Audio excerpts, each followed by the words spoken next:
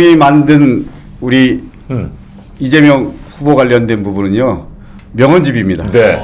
그리고 저희들이 준비한 자료집은 망언집입니다. 네. 진짜 망언지. 권성동 국민의힘 원내대표한테요. 네. 제가 감사한 거 딱 하나 있습니다. 이재명 관련해서 만들어주셔서. 네. 망언집이라고 얘기하지만 우리 후보의 명언집이었습니다. 말씀집. 감사합니다. 말씀집 주옥 같은 말씀. 네, 한마디 한마디가 주옥 같은 말씀들이 그동안 들어있고요. 오해받았던 거를 네. 다 정리해가지고. 네, 진짜 담백하게 들었기 때문에 뭐 정말 너무 좋았습니다. 그런데 이번에는 김문수 후보가 어떤 망언을 했는지 이건 진짜 망언집 맞잖아요. 예. 네, 이 망언 첫 번째 망언 한번 같이 네. 보실까요? 네, 문재인 이분은 당장 네? 총살감이지. 김문수 후보가 처음 얘기를 했다는 이런 말을 거죠? 했습니다. 2019년 토론회에서 네. 문재인 이분은 당장 총살감이지라는 발언을 했는데요. 아니, 그러면 대통령 재직시잖아요. 2019년 문재인 대통령. 네네. 도대체 어떤 과정으로 이 발언이 나왔는지 찾아봤거든요. 열린 토론 미래 대안찾기 토론회에서 이명박 전 대통령 다스 그런 걸로 구속시켰다면서 그렇다면 문재인 이분은 당장 총살감이다라고 말을 한 거예요. 아니 현직 대통령을 상대로 아무런 그러니까 근거 말이에요. 없이 네. 뭐 총살감이다 이렇게 말을 했다는 거. 이런 김문수 후보 이런 망언에 대해서 한 말씀 해주셔야죠. 이 당시가 좀 전에 말씀하신 대로 2019년도였습니다. 문재인 대통령이 현직 대통령이실 네. 때였습니다. 그때 김문수 후보는 대구에서 총선 나가다 떨어지고요. 네. 그리고 2018년도에 서울시장 나가다 떨어집니다. 네. 그래서 홀로 야인이었을 때 정강훈 목사를 만납니다.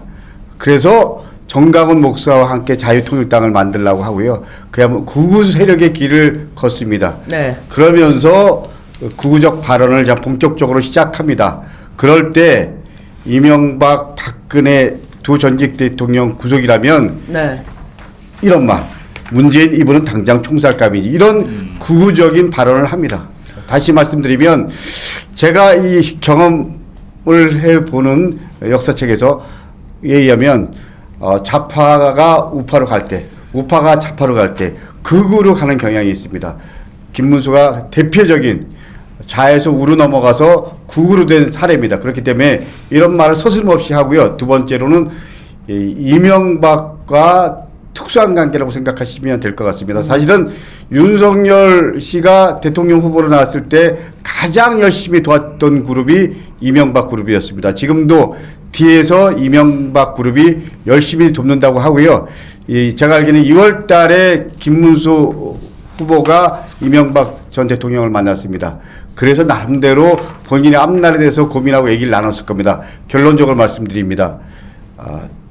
김문수는 구구적 입장에서 그 당시에 얘기를 했을 거고요. 그리고 이명박, 정강훈, 윤석열 큰 틀에서 보수에서 우파, 구구 세력의 입장에서 여태까지 삶을 살아온 하나의 워딩이라고 생각하시면 될 것 같습니다. 네, 정말 극단적인 발언을 한 사람인데 저런 극우적이고 극단적인 정치인이 대통령이 된다고 한다면 도대체 대한민국이 어떻게 되겠습니까?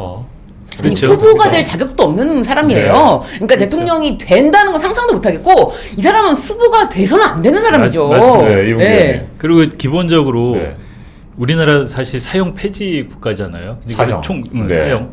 근데 총살이라는 말을 이렇게 쉽게 하는 게 기본적인 인권에 대한 생각이 전혀 없는 사람이죠. 그러니까 아까 얘기한 것처럼 뭐 대통령 후보 자격이 없는 건 물론이고 인격에 대해서 아무런 관심과 뭐 무지하다고 볼 수밖에 네. 없죠. 내일 이제 그 2차 TV 토론이 진행이 됩니다. 사회 분야 토론인데